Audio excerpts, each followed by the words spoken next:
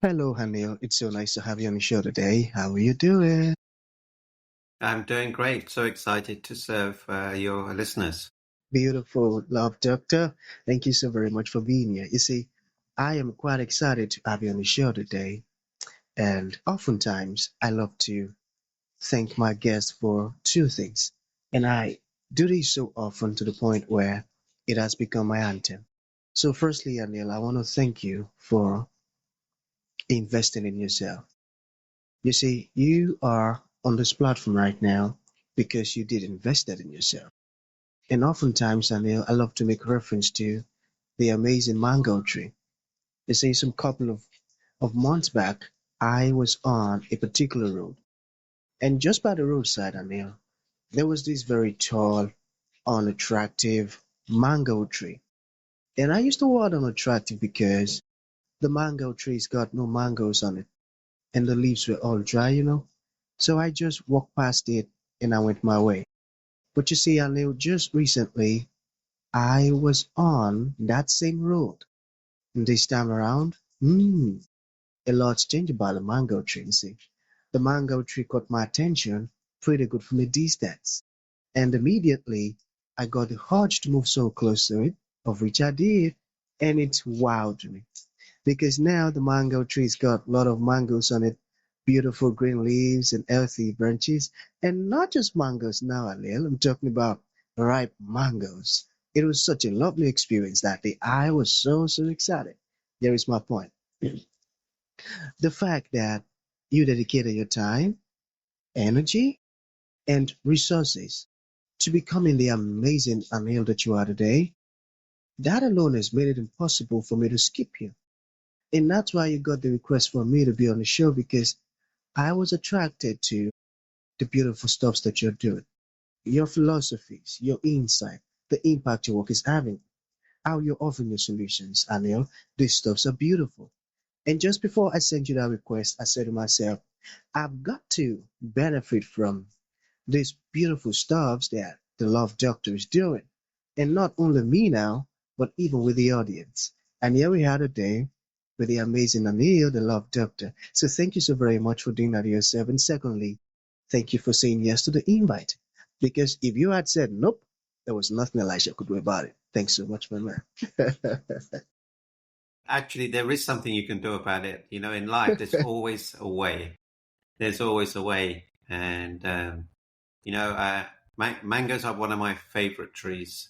I love Ah, mangoes. I love lychees. Yeah. So, yeah. that's awesome, My, my man.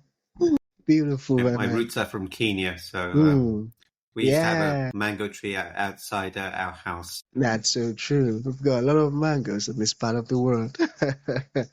Beautiful, beautiful. Thank you so very much, my man. There is always a way. I got that. So let's get started. You see, I am quite excited to have you on the show today for some reasons. Firstly, my interest in knowledge seeking. I believe in order for one to transition from a terrible situation to that of a beautiful one, I believe it takes the application of knowledge, quality information, and not just knowledge now, but the application of it. And you see, my man, ever since I discovered that light in the Hebrew means knowledge and darkness ignorance, I've been so keen to knowledge seeking. Why? Because I do not want to remain in the dark. So that's going to make our conversation today very important to me and even to the listeners. And the second reason why I'm excited to have the incredible Love Doctor on the show is for the sake of the audience. You see, my man, we live in an age where information is as abundant as grains of sand. We've got a lot of information flying out there. So these folks trust me for quality, eye-opening, and very important information, of which I am totally convinced that our conversation is going to be insightful and impactful. So for that reason, Daniel, let's get started with your introduction. Talk to us about your personal or your professional journey, because right now we are so curious. We want to know how the love doctor got here. Then afterwards, I've gotten some beautiful questions for you. Okay, Anil, over to Okay. you. So let's just go back down to you were talking about light and dark. So imagine you come home late at night and your house is completely dark. What's the first thing you do? You try to, get You, illumination. you, yeah, you would turn on the light. Okay, when you turn on the light, the darkness disappears. Okay, now what a lot of people do in life, they try and remove the negativity, they try and remove the darkness, and it'll never happen. All they have to do is become the light. If they be the light, the negativity will disappear. So that's what people are making the biggest mistakes in. Don't focus on the negative, focus on the positive. And Hmm. that's what happened Hmm. in 2008. I was on the verge of suicide, and I changed my life because I started giving, I started serving, I started doing events, 5, 10, 50, 100, 500, 5,000, 10,000 people. And the secret to living is giving. When you give authentically, all your pain and suffering disappears.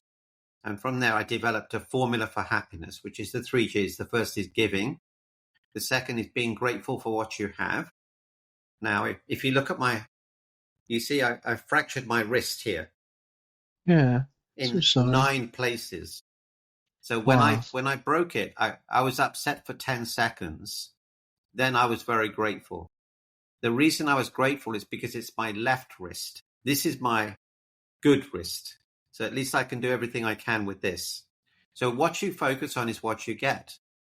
And the third G to live a fulfilled life is you have to grow emotionally, physically, spiritually, mentally, and financially. So from there, I wrote the book, Immediate Happiness, spoke on big stages. And what I'm saying to you is that there's greatness inside of you. Ask yourself, what am I great at? What am I good at? What do I find easy to do? And just do that thing. That's so true. That's profound. So I'm a bit curious. How did you broke your wrist? Did you fall or you had an accident? Yeah, I was playing pickleball and I slipped. And as I fell, I fell on my hand. Oh, so sorry, my man. So sorry. I hope you're feeling a bit better. How is it? Yeah, no, every day's Sorry, getting man. better. Beautiful. So let us talk about parenting, all right? So what is the biggest parenting mistake? The biggest parenting mistake is having kids. Having kids. Yeah. I'm, I'm, I'm so confused right now. Well, the thing is, if you don't have kids, there are no mistakes. Okay. So the Hmm. biggest parenting mistake is this. Parents expect the children to behave in a certain way. They expect to be like them when they were their age. When I was your age, I was working 3 jobs, I got straight A's, I had my own business. They don't want to hear that stuff. You have to sit next to them, see what they're seeing, experience what they're experiencing, fear what they're fearing, see who their friends are, what are they up to. Parents don't do that. They have so many expectations. The more expectations you have of your children, the more painful that relationship will be. Wow. Okay, so let's talk about adversity. You mentioned earlier that one's got to be very grateful to God and appreciative. You think you're grateful for all that you have. So how can one overcome adversity? Well, the way to overcome adversity is to build that muscle. So the greatest gift you can give your kids is this. Give them the ability to handle life by throwing adversity at them that they can reasonably handle. So when Richard Branson was 5 years old, he was put into a field and told to get home by himself. And I said, honey, to my wife, why don't we do that with our kids? She said, no, we're not doing that. That's too risky. Okay, fair enough. So what we did, we took them into central London and we asked them to make their way home by themselves. Now, we were 10 feet behind them and we made sure that they were safe, but they had to make their own way. So that didn't just happen overnight. We built them up. We threw adversity at them. We threw difficult situations. We would take them 100 yards from home and say, how do you get home? 200 yards from home, how do you get home? a quarter of a mile from home. How do you get home? Half a mile from home.